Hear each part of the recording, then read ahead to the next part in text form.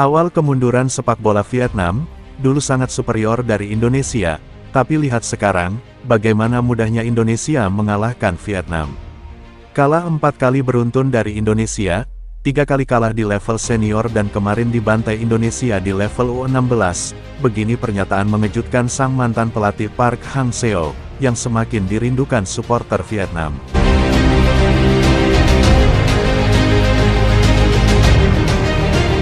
Nampaknya saat ini sudah sangat tepat dikatakan, kalau Vietnam bukan lagi level Indonesia.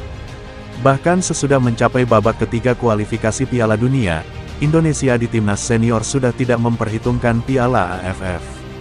Seperti yang kita tahu, kalau Vietnam dan Thailand masih jadi salah satu di antara tim yang cukup sukses di turnamen itu sebelum Singapura. Namun Erick Thohir mengatakan, kalau Piala AFF Senior November mendatang tidak akan jadi prioritasnya, dan hanya jadi ajang uji coba pemain muda Indonesia. Hal itu membuat Vietnam sedikit jengkel dengan pernyataan petinggi PSSI Indonesia, yang menganggap sebelah mata Piala AFF. Kendati sudah 3 kali beruntun dihajar Indonesia, namun sisa kesombongan di negeri Nguyen masih sangat kental.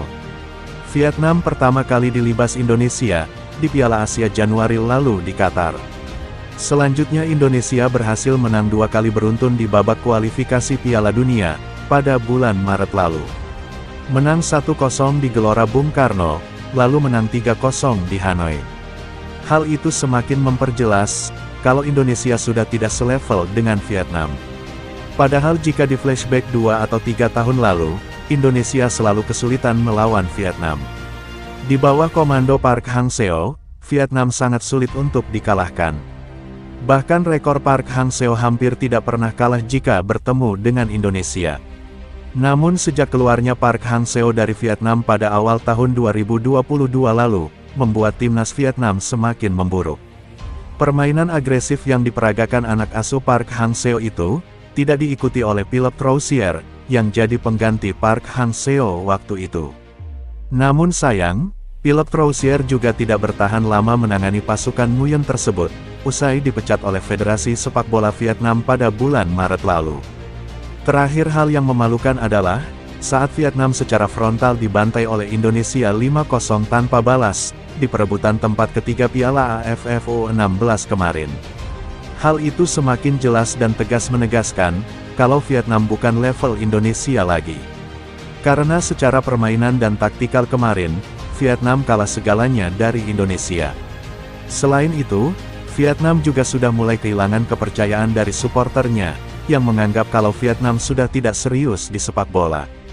Melihat rentetan kekalahan Vietnam itu atas Indonesia, Park Hang-seo pun akhirnya memberikan komentarnya tentang sepak bola Vietnam. Menurutnya, naik turun timnas dalam rentan waktu singkat sangat wajar, semua tergantung pada kesiapan pelatih, federasi, dan pemain yang dipilih.